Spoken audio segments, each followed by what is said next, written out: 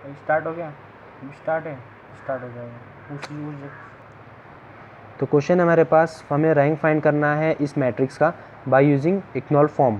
तो ये एक मेथड है, हमें उस मेथड से फाइंड करना है। तो ये मेथड बोलता है कि जो भी हमारा पहला लीडिंग कोफिशिएंट होगा हमें इसे 1 बनाना होगा। तो ये 1 है नहीं, तो हम रो ट्रांसफॉर्म भी कर सकते हैं, मतलब रो अप डाउन कर सकते हैं। तो हम इसे रो अप डाउन करेंगे, तो मैं उसे रो अप डाउन करूँगा तो R14 करूँगा चेंजेस। तो चेंजेस क्या हो जाएंगे देखते हैं। तो हमें रो जहाँ 1 है वो रो 1 है तो वो रो 4 की तरफ चले जाएगा, जहाँ रो 4 है वो 1 की तरफ आ जाएगा। तो इसे ऐसे डिनोट करते हैं R14। तो ये जो R4 है ये 1 की तरफ चले जाएगा, रो 1, तो हम उसको शिफ्ट कर देते हैं ऊपर, तो बन जाएगा 1 1 -2 0। बाकी सारे रो एज इट इज़ रहेंगे, 1 0 1 1 3 1 0 2, और जहाँ रो 4 था वहाँ पे रो 1 आ जाएगा, 0 1 -3 -1।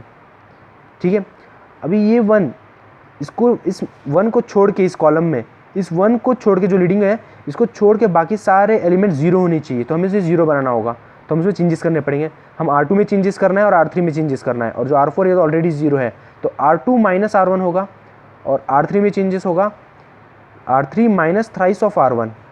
तो हमारा जो न्यू मैट्रिक्स बनेगा वो है बनेगा 1 1 -2 0। हमने R1 में चेंजेस नहीं किए, R2 में 0 किए, 1 - 1 0 0 - 1 -1 1 - 3 -3 1, फिर उसी तरह 0 -2 6 2 0 1 -3 -1।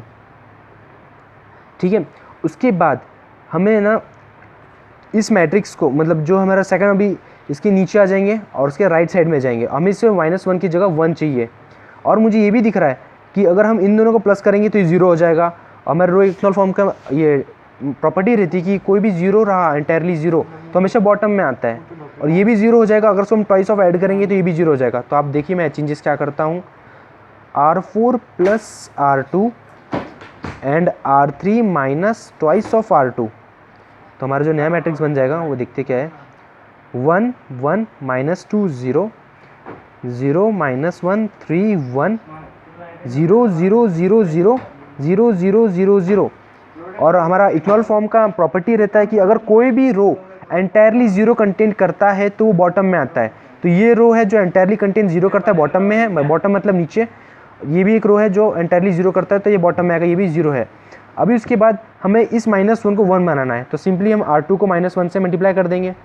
जो हमारा मैट्रिक्स बनेगा नया वो आएगा 1 1 -2 0 0 1 -3 -1 0 0 0 0 0 0 0 0।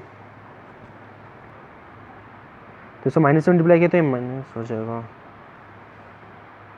अभी इसको हम बोल सकते हैं ये है इक्नॉल फॉर्म ऑफ मैट्रिक्स। तो ये इक्नॉल फॉर्म है, इसके अंदर 1 0 1 कंटेंट करता है पहला, और उसके डाउन में राइट साइड में ये भी 1 करता है, फिर उसके डाउन में राइट में 1 नहीं है तो कोई बात नहीं, तो हो सकता है। तो ये एंटायरली 0 करता है कंटेंट, तो बॉटम में है, तो उसका रैंक होगा number of non zero rows. Number of non zero rows are called rank. तो number of non zero in a इक्नॉल फॉर्म और रिड्यूस टू इक्नॉल फॉर्म। तो ये हमारे पास एक रो है जो नॉन जीरो है, ये सेकंड रो है जो नॉन जीरो है, ये कम्प्लीटली जीरो है और ये कम्प्लीटली जीरो है, तो इसका जो रैंक होगा वो 2 होगा। सो rank of matrix A is 2, और इसको डिनोट करते हैं रैंक ऑफ A इज़ 2।